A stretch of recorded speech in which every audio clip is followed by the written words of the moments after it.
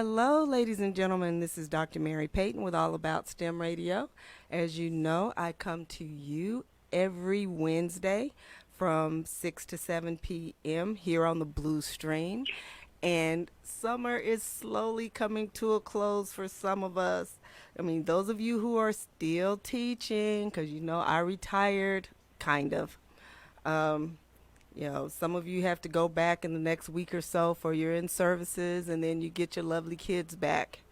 And parents, I know y'all are trying to get ready for the new school year, and as I always harp on it, we have various organizations collecting school supplies and backpacks for students here at Fishbowl Radio. We are collecting, so if you have anything you'd like, if you have any backpacks you'd like to donate, you could always hit me up on allaboutSTEMradio@gmail.com. And we have Noggin Education that's also looking for school supplies and backpacks. And also, don't forget, the Keith Haring exhibit is at the Arlington Museum of Art, and I'm there every Tuesday from 1 to 5. If you'd like to come in and check out the exhibit and say hello to the host of All About STEM Radio, I volunteer over there because, the museum is part of Arlington, and so am I. Well, I have a outstanding guest today calling in from Germany, Kaiserslautern.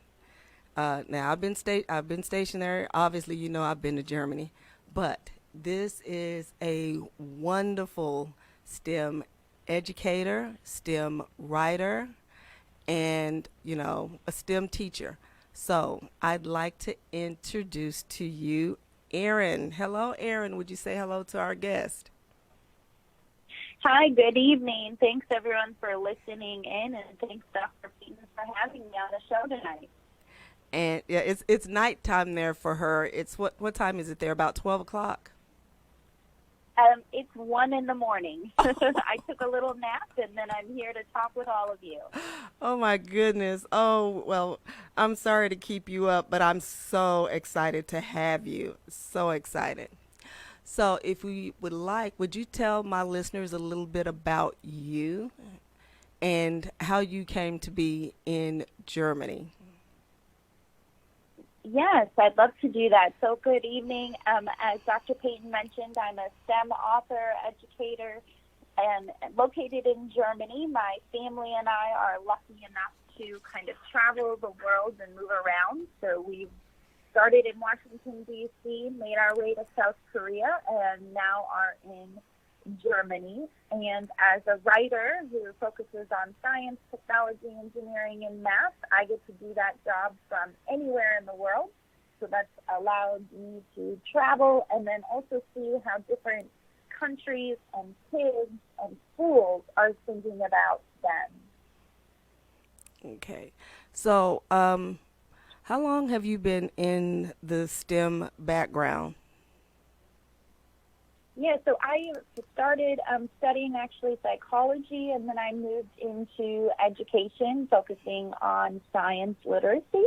Okay. So I've been doing that for about 6 years now.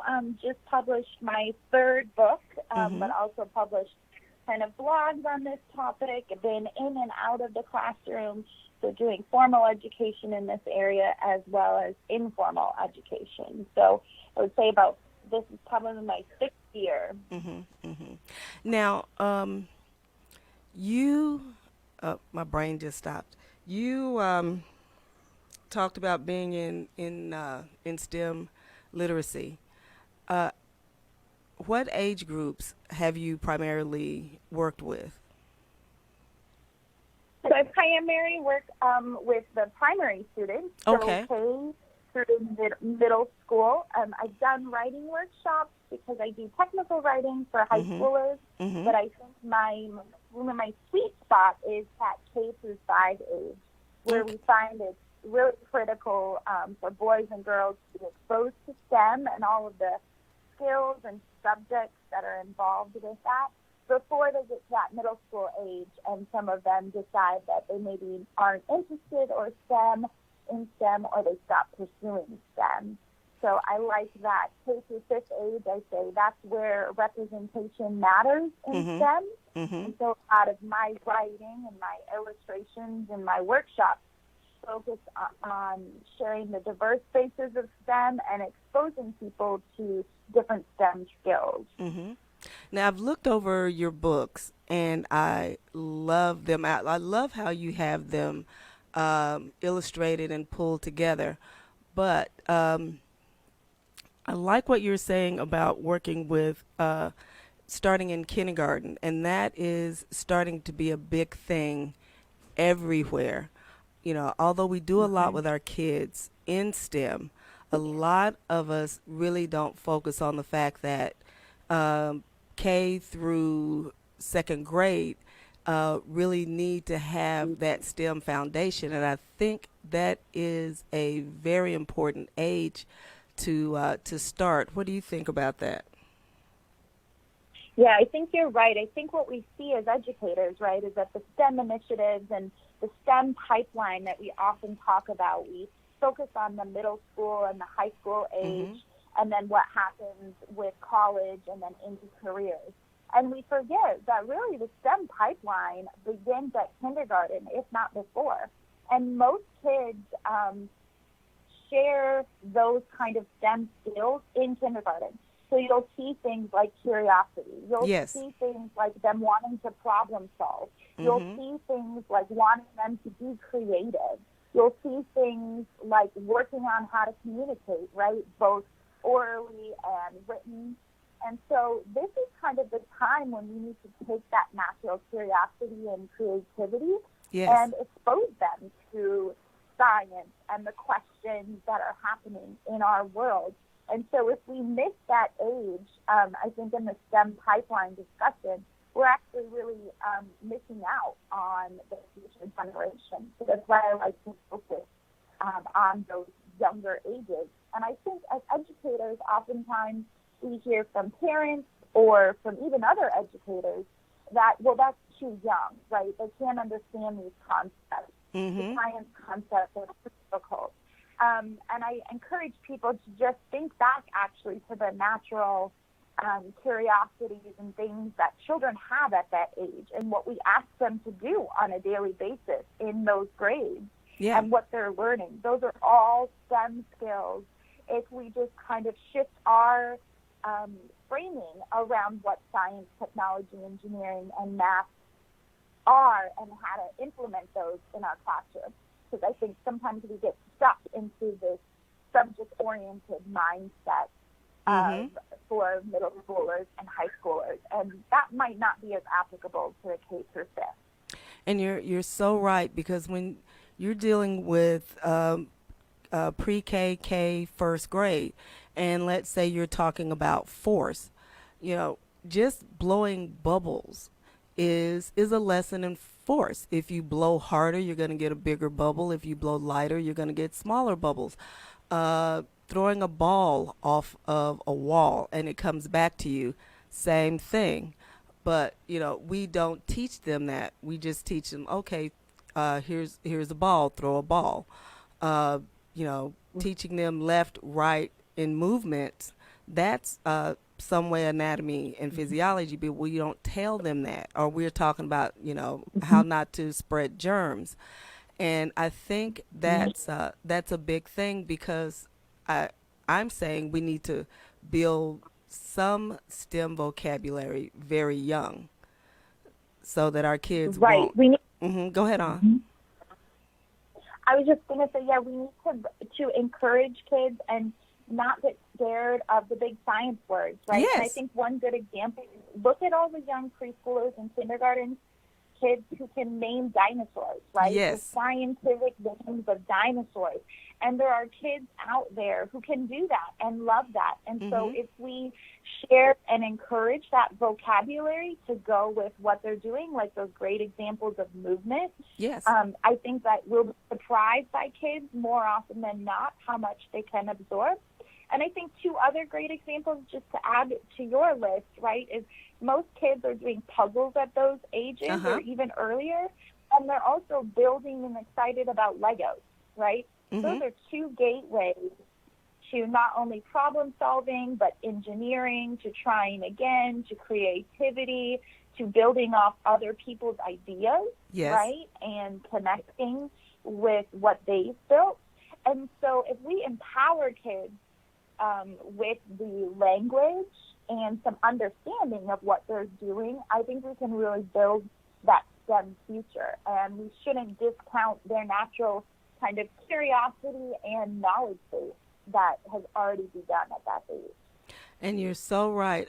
I was lucky this year to ask one of my dear friends to allow me to come into her K4 classroom because I retired last August, and can't sit around the house and be too bored. And I'm like, can I come to your classroom once a week and play with your 4-year-olds? And she's like, sure, come and do labs with them. I was so amazed at what those young men and women picked up. I did a class on the water cycle, and we ended up doing a little dance, and they learned the words, precipitation, condensation, and all of that. And they remembered those words throughout the year because we would talk about it being raining outside on a day that I came, and they would say, oh yeah, the water condensed in the clouds and the clouds are letting it go as precipitation. I was like, I had to look at myself and think, oh my goodness, these kids are actually remembering what I'm saying. And these are 4 and 5-year-olds. But I mean, we did a lot of things. And, I was lucky they had the teacher that they had because they were able to have a egg hatchery in their classroom. So they saw chicks being, baby chicks being born. Well, they didn't see them being born because they hatched over the weekend while school was out. But they went from eggs to chicks, and then they saw the chicks growing up, and they fed them. And then, we took the chicks out to a farm, but yet and still, these are things that you can do at school or at home. So to pique that curiosity. Yes, I think those are great examples. And more often than not, you're going to be surprised and encouraged by kids. Oh, yes. When you give them those opportunities to learn. And so really in that third book that you mentioned, Everyday Superheroes, Women in STEM Careers, what we wanted to do is share 26 real women who are the current leaders in STEM fields. We were doing research. I have a co-author who's also a middle school science teacher. Okay. And we were doing research of who are the women that we need to know in STEM, right? Like who is the next generation of leaders? And yes. In our research, we kept finding the same list of women. And we were like, no, there has to be some current women, right? Who's getting their PhD now? Who's been doing this for 20 years? Who has, shaped environmental policy, for example. And so we really wanted to share these other stories and share them in an illustrative way so that pre-K and kindergartners and first graders to fifth graders could all be reading the same book. And you'll be surprised, I have numerous moms of kindergartens and first graders who say that they love the book because it not only provides some kind of text about the career, but the illustration is a powerful way to tell a young child, what does a meteorologist do? And where can I find a marine biologist? And who are the scientists of the future? Now, I have a question. In that particular book, what was that book's name again? I've got it written down here. It was something about that book when I was going through it this week. Women in STEM Careers. Is that the one you're talking about? Or everyday superheroes? Yes, everyday superheroes. I've got to tell you, I went through that book and I was going through who you had in that book, and I've gone through several books about women in STEM, and they use somewhat the same people. Your book really branched out, and I mean, I've written a lot about women in STEM because in my graduate work and stuff like that, and a lot of the women that I've discussed, I've not seen until you. Mm-hmm. And I'm like, wow, we've taken the same vision on this. And these are women that are doing things now. So can you Mm-hmm. tell me particularly about one of the ones that you found? I know you found them all interesting, but one of the ladies that Mm-hmm. you found extremely interesting. Sure.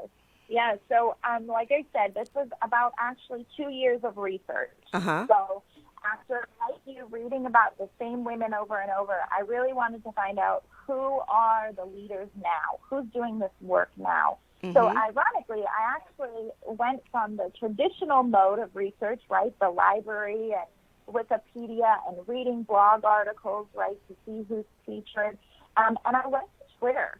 And I actually started to just search, terms like computer scientist, Mhm. zoologist, and seeing who on Twitter was talking in this space and kind of what kind of work they were doing. Yep. And I think one of my favorites in the book is actually Janice Lau, who Okay. is a Filipino environmental scientist. She's Mhm. actually located in Hong Kong, Mhm. but most of what her work is working with hotels who have a really large imprint in the world, right? If you think about how much water, light, and the food that a hotel uses on a Yes. daily basis, not to mention the space, right? When we think of hotels, especially in large cities, they might be taking up blocks, for example. They might be reaching high into the sky. Mhm. And her whole job is to help hotel industries change their carbon footprint. So Oh. think about how to use space differently, how they can put green gardens or roofs on top of their hotels, Mhm. add things like vertical farms, reduce their water usage, right, and their consumption, save money in terms of how they wash linens and how often. And so she's worked not only with hotels in Asia, but now Europe and North America. So I think it's a really interesting kind of everyday thing that some of us might use, right? Hotels for business or for leisure, they're everywhere and they have Yes. a big impact on our environment. And so as a scientist, he works with those businesses to figure out sustainable, environmental friendly solutions to help those hotels maintain their business and also be more environmentally friendly. And that is a great way to look at things. I mean, you took not only women from the United States, and I guess because you're so international, you looked at women around the world, and you looked at their work not only in what we look at, computer science, physics, engineering, environmental science, looking at it that way, I have not, until I started looking over your book and reading some of your information, I would not have thought of looking at someone that way.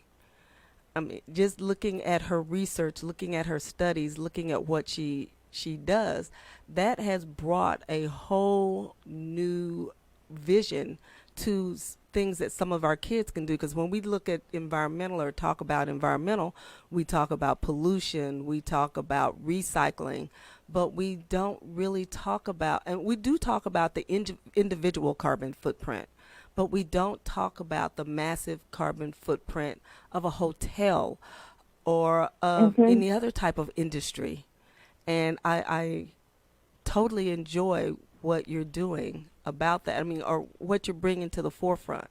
Because until I started going through your things, I did not really take that vision. So, that's a good thing to put out there for our even our parents to see, anyone to see. So, Yeah, and I think the K through 5 age, right? They're really excited about the environment they live in, about the plants, the mhm, animals, the mhm, earth, and how they're connected to it. And I think often you're right that there's an oversight to that environmental connection. And mhm, my first two books that I wrote with my co-author, they're on climate change and renewable energy. So I have that kind of environmental science lens to when I look at STEM, because I think it's a really relevant connection to make for kids. They understand where they live, where they work, and it kind of puts the problem in perspective, right? For a second grader, pollution can seem really daunting, especially if they already do things like recycle at home and conserve energy and water and lights, right? It's a big, scary problem. And so by looking at buildings, which are one of the largest carbon footprints and greenhouse gas emitters that we have, right, in terms of their not only consumption but land use, it's a relevant example that can get kids really thinking about the role of not only people but buildings in our environment. And so coming up with those, I hate to say kid-friendly, but I think that it's actually important to have kid-friendly, relevant examples so that that age group doesn't feel overwhelmed by topics that might seem a little bit too scary or just insurmountable to them. Well, the thing is it gives explanation to the why. You know, why do we recycle? Why do we reuse? Why do we not throw everything just into the trash? And that's a big thing. And you mentioned your other two books. Can we talk a little bit about your renewable energy book? Yes, ma'am. Okay. Can you give me a little insight into that one? Yes, I will. So actually, these first two books, The Climate Change and Renewable Energy, we're in the process of revising them. So they'll be newly released in 2020. Okay. And Renewable Energy takes the perspective that there are 5 renewable energies that are competing in the Olympics. So if we had solar, wind, water, biofuels, and geothermal all competing for gold, bronze, or silver, which power would win? So we look at how these different renewable technologies are created, how we're using them around the world, and then what those trade-offs are. So what are the cons or some of the challenges that we're working on in the renewable energy space. And what kids really love is that solar, wind, and water are probably the most visible, and I can get K through 5th graders to name those 3. Yes. And when you start to talk about biofuels, which a great example is ethanol, which comes from corn, right?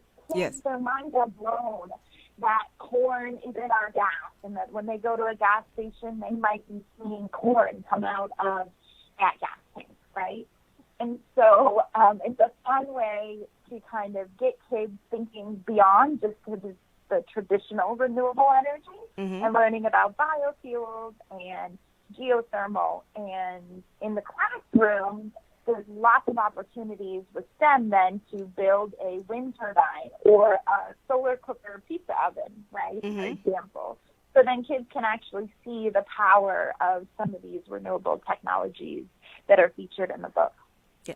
And what I like about your book is it's not just, you know, how we parents will buy a book and take it home and read it with our kids. It's your book, that particular book, and I think your climate change book too, because I've looked at all of them. Not only are they just books, you know, you take home and read and things like that, but you can take those books. You have the vocabulary in there, which is extremely important for our kids. You have activities in there that's extremely important for our kids. And, you know, teachers can take those books and put those books right into a module in class so that they can actually use them in their studies. Kids can do research with those. So is that, you know, when you decided how you were going to put those together, was that one of the rationales of making sure that they're not only good reads but also good uses?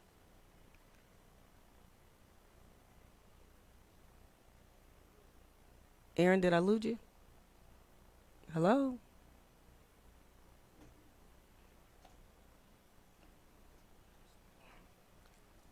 Huh? Yep. Hello? I don't know what happened.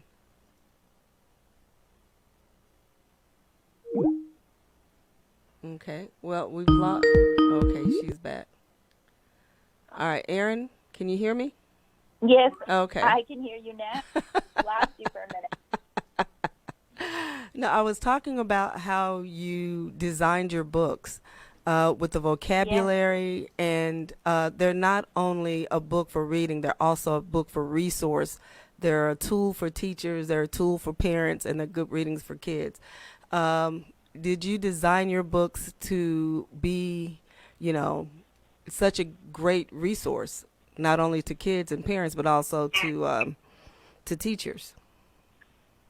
yes. So I have to credit our publisher, which is pretty awesome. They're called Nomad Press. They're a small publisher in Vermont, Okay. and these two books are part of their Build It series, it's called. Uh huh. So they kind of follow the same format of where Okay. you want to have a glossary and you want to have the projects included. So each of those books, Climate Change and Renewable Energy, Mhm. have 20 plus projects that you can do at home or in a classroom. And our goal with those projects were really to identify STEM activities with materials that you would find in your classroom or at home, right? Because I know one of the challenges as an educator is making sure that you have all the right equipment, right, to Mhm. get Mhm. um, STEM happening in your classroom. So what we did add were some new features like Giants of Science, they're called, instead of STEM superheroes, of people who are in those science and Oh, okay. STEM fields that we should know about, and also things like cool concepts, which are factoids that kids should know. Like, we have solar panels, for example, floating in the ocean to on the Okay. International Space Station. When you ask most kids, are there solar panels in space? They're like, no, no way. And so it's kind of a neat way to share some interesting facts that will resonate with kids using that format. So that's the Build It series. And that, that information will make them think, because, many of our kids have cell phones. Many of our kids, use technology on a daily basis. But how does that information get to you? A lot of people all over the world have solar panels on their homes. How do they actually work? And that'll at least make kids question, or be able to question, how these things work. How do we use them? Why do we have them? And that's a great, great, great thing. Now, as an educator, as a teacher, have you seen teachers use your books? So teachers, I've seen a wide variety of implementation. Some of them have used the ebook version in their Uh-huh. classroom so that every kid has, their own copy of the book. Some of them have just used selective projects. Uh-huh. I've had schools read whole chapters. So, for Mhm. example, in the first book, Climate Change, there's a chapter called Burps, Farts, and Greenhouse Gases. I And love so that. the school spent a month studying greenhouse gases and kids learning about what they are and how they impact the earth. And the librarian actually did a read aloud of that chapter to kids so Mhm. that they could kind of connect outside of the classroom. And today, a lot of my work is actually going to schools and doing speaking engagements. Mhm. So a lot of teachers will invite me or ask me to come to their classroom or to a school event to talk about being a STEM author or a specific subject in STEM. Okay. So teachers can use the books in a variety of ways, and our goal is not really to be a textbook, but really to be something supplemental for a Yes. classroom library or a school library, right, to kind of enhance what teachers may already be using. Yes, and it's also a great read at home. I've got a couple of questions that have popped up here on my Facebook page from Stephanie.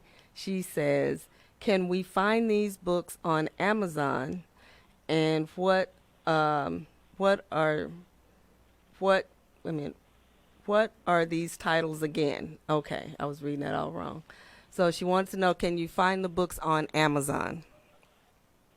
Yes, you can. You can find all three books on Amazon. So you can search my name, Erin Twamley, or the first book is Climate Change: Discover How It Impacts Spaceship Earth. The second book is Renewable Energy: Discover the Fuel of the Future. And the third book is Everyday Superheroes: Women in STEM Careers. And usually if you search one of those, the other related types of books come up. And they're available in different formats, from ebook to audiobook to paperback to hardcover. Okay. All right, and that was Stephanie. And hey, Jennifer. Hey, Gary. Hey, Sandra. These people online. Hey, Viviana. So we've got people that are hitting us up here on Facebook. And Jennifer is saying she totally agrees. I guess she's agreeing with children at a younger age being exposed to STEM. Before I get too far, I've already asked you about how to get your books. But if someone wants to get to a website, do you have a website? And what is that link to your website or webpage? I do. So if you go to www.erinsedu.org, you will find out about me and my speaking engagements. I'm also on Facebook and Twitter under STEM Superhero. So if you search STEM Superhero, you will find us that way. Okay. Now, you're in Germany, and I know you love it over there because I did. The castles are lovely and great. But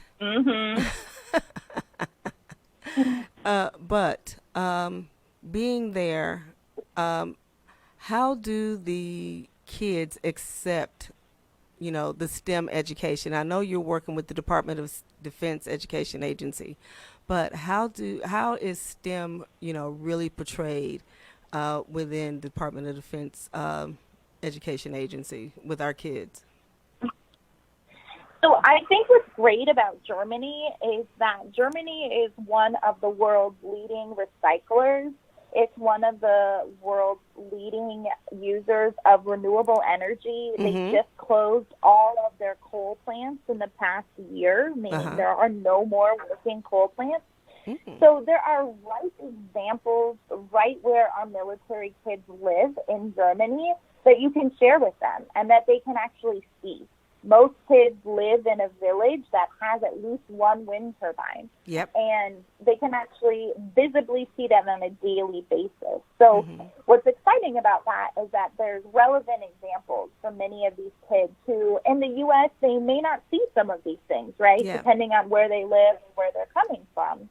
And DODEA is really encouraging science, technology, engineering, and math, and the skills that go along with it. So what you'll find is that most schools are working on ways to actually do kind of more family engagement in this space, as well as the Department of Defense libraries. So I actually get to work a lot with the public libraries of Air Force and Army, that's primarily around here, who are interested in providing STEM programming and maker spaces.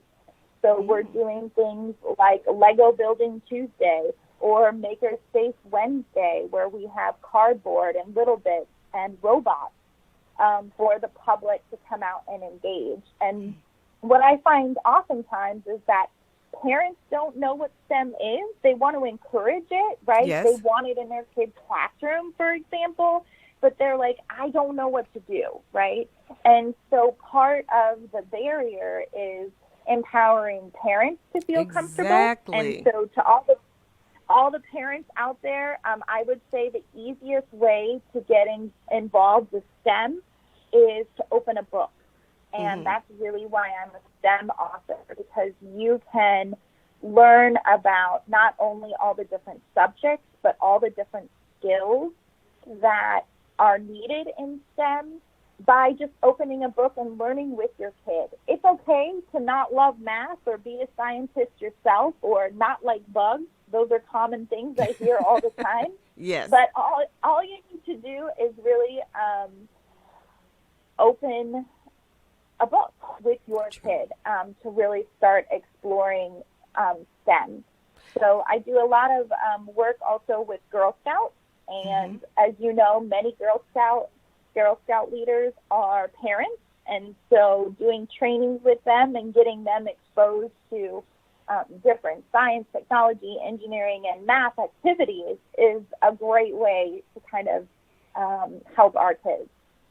And you're so correct, because I mean, we want our kids to do STEM, and I consider myself one of the ultimate STEM moms. We want our kids to do STEM, but a lot of times, like 80% of the times, we'll put them in a STEM group, or we'll have somebody else doing something with them.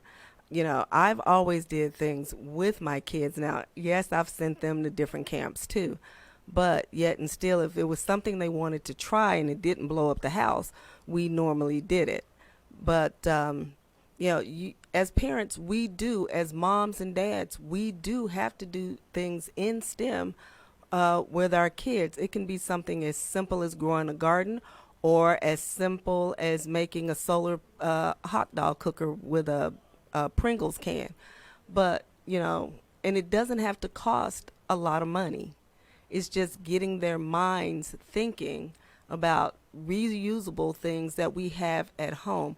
I think one of the best things that we could have done is when I got stationed in Hawaii is when you're living on an island, you have to recycle as much as you possibly can, because you really don't have the space to do anything with. So that was a big thing for my kids. And when we came back to the United States, it was very hard for them not to recycle. I mean, they still do it up to this day, but they would be like, oh my goodness, I can't believe people are just throwing those plastic bottles in the trash, or the cans, and so on and so forth. But, being in the military gives you kind of a different mindset, because you get to see different things. But in the same respect, being a great STEM steward or a great STEM parent to your kids is, one of the things that we're going to have to do to keep them moving forward. And don't you think? Yes, I totally agree. And I think, besides opening a book, you mentioned, right, cooking with your kid. Yes. Cooking is a great everyday example of integrating science and chemistry and math, and just playing around with your kid in terms of gardening and learning about plants and soils. And you don't have to be the expert, right? I think that sometimes as parents, right, we want to be able to answer all those why questions, and we might not know the answer. So you can do that research together with your kid and learn together as they ask questions about how the world works. And I think parents also really get excited. When we have STEM nights, I have parents go all out building Lego towers and, designing their robot to see if it'll go fast or if it'll spin. And so don't just leave it to the kids. You will be surprised at how many adults also love playing and incorporating their own STEM skills. And just, a shout out, as both you and I are familiar with the U.S. Armed Forces, the U.S. Armed Forces are really some of the greatest STEM leaders. I mean, some basic inventions like GPS to duct tape to the white cotton undershirt that men wear, those were all invented by our U.S. Armed Forces, and then they went public. Yes. So we've led in those forces a lot of STEM creations, not to mention different types of technology. So there's a lot of STEM happening, and sometimes we just don't make those connections. So it's important for our military kids and military families to see how, their armed forces service member is contributing in STEM. And what I am, I was in for 29 years, and I kind of saw a lot of the evolution of communication come about from being in the military to now being able to talk to you all the way in Germany. Just think about it. I don't know how long y'all have been part of the military service, or been a military family. I remember when I first went in, and either I would have to write home, or I would have to pay a crazy amount to call home. And to my kids now, still being in contact with people that they met at my various duty installations. And it's like I would ask, "Oh, who are you talking to?" And my sons would say, they're talking to somebody that they met in Hawaii or met in Alabama. It is so easy now, but to have our kids understand what that's all about, or how that came about. And the other thing is, while I was in South Korea, because I just came back in August, I had people from around the world Skype in and lecture to my students in my classes. And I thought that that was the best thing. Kids got access to different careers, through the technology of the day. But there's one thing that I was looking at your website, and you have a Lego coding uh, thing that you do with some of your schools. How did that come about? Yeah, so I think you're right on with one of the mysteries of digital natives, right? So digital natives are this generation that's growing up with technology embedded in everything they do, Yes. right? So these kids are just used to having FaceTime, right? And that ability to connect Skype anywhere in the world at any time. And we often, right, as adults take it for granted. But Yes. all of that technology was invented and is maintained by people who understand the language, the engineering, and all the code and algorithms that goes into this technology. Not to even mention all the satellites, right, from outer space to Earth that we use to give that technology. And I think one of the things that the Lego coding workshop that I do, which I call Bits and Bytes, it actually comes from a homeschool mom called the Research Parent, and she features this great activity of how to teach kids about coding without using any type of technology. And most kids are like, whoa, you're going to teach me coding? Where's the computer, right? And instead, you actually give them Legos, and you give them a maze. And I always start with a read aloud since I'm an author. I love to read and write. And one of my favorite books to use, if you don't know this book, if you're an educator or just a parent, or you know kids in your life, this is a great book, How to Code a Sandcastle by Josh Funk. And he's actually coming out this fall with another one called How to Code a Roller Coaster. And so it's about this young girl named Pearl and her robot, Pascal. And it teaches kids basically the fundamentals of coding. So some of that vocabulary, like we mentioned earlier, that's so important, like event, sequence, and loop. And so what you actually have kids do is create a maze with Legos first, so we get their creativity and problem solving. And I will tell you that kindergartners will win the maze contest hands down every time. They build all sorts of bridges. They use the Lego animals. They do patterns. They do colors. You will be amazed at kind of the design of their maze. And then once they have a maze, they have to tell their robot how to get through that maze. So we start to use different command pieces like move forward, turn left, go right, move backward. And they kind of learn, okay, we have to tell the robot what to do. We have to tell them what to do multiple times. So if it needs to go forward 3 times, we have to tell that robot to do that 3 times. So how do we do that? We use 3 different pieces of paper, and those need to be in an order. Otherwise, my robot doesn't know where to go, right? So they start to kind of actually lay out pieces of code. And you can find the downloadables on my website, so you can do this yourself. And then if you want to make it more challenging for kids, you can have them write the code and then have somebody else build the maze around the code, which is a great challenge for older kids, fourth grade and up. So they kind of understand and figure out, well, how long should my code be? And then once they've nailed writing a piece of code, you ask them to shorten it. So you learn about if and then statements, right? If I go forward 5 steps, then I'm going to turn left 2 times. So now all of a sudden kids start to see, well, that code that was really, really long now is shorter. And so who can write the shortest code for that maze?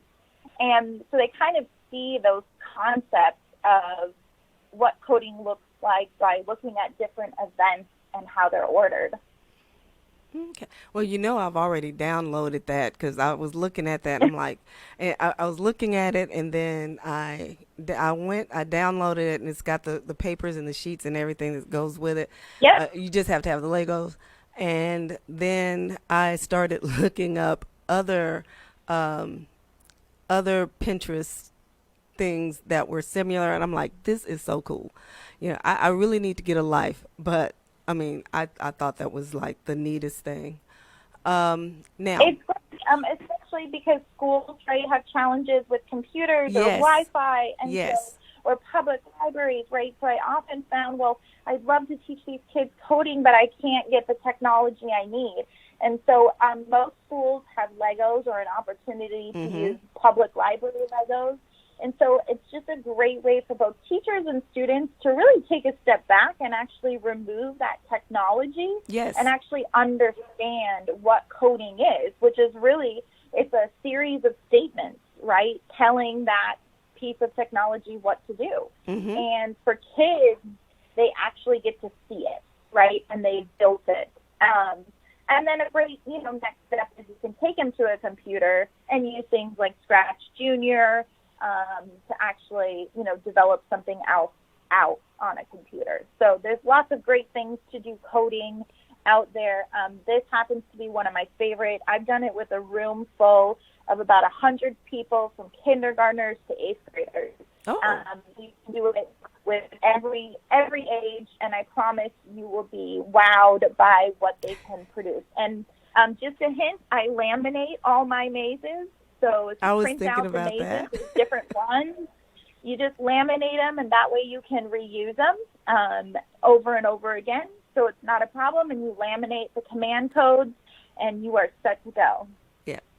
Yeah. I mean, I looked at that, and I'm like, oh, okay, I've got to figure this out. I've probably spent 2+ hours on the computer just looking at this and seeing how it worked.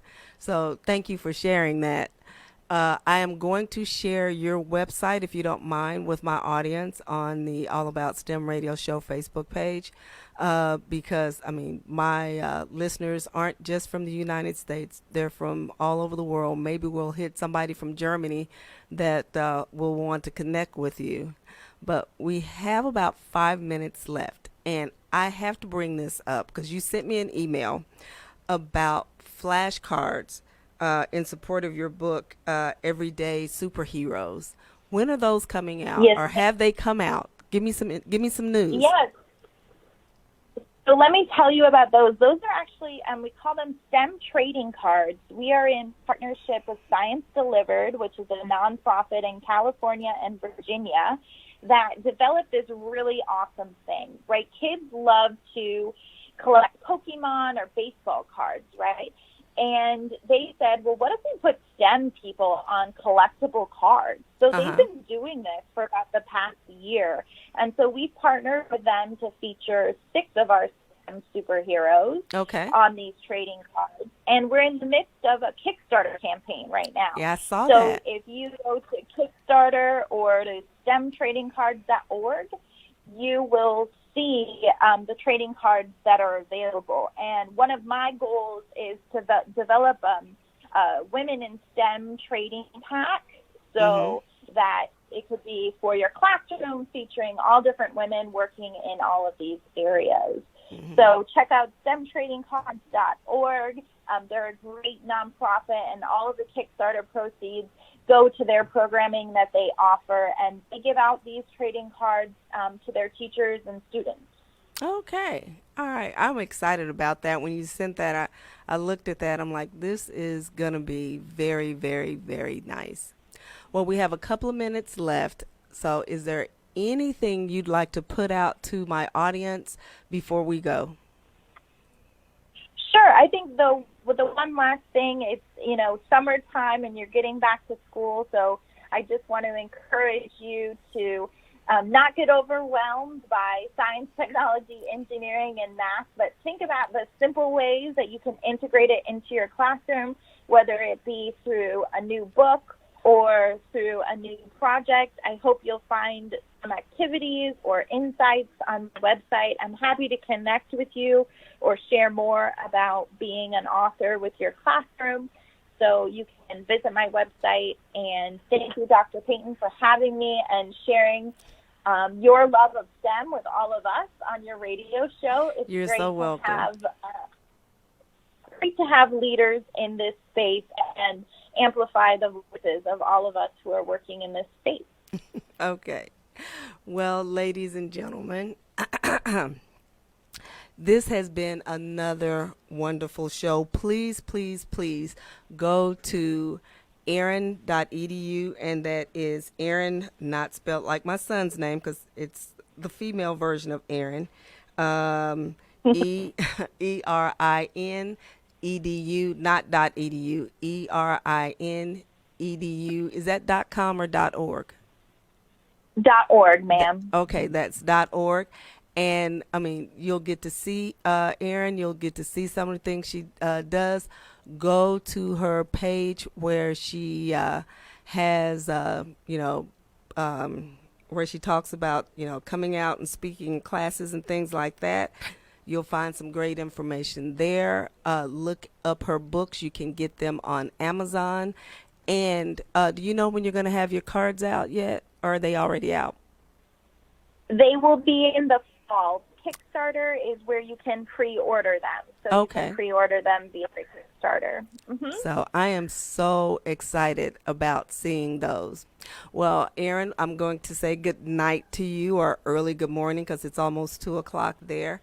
And you go on and get some sleep. And thank you so much for calling in.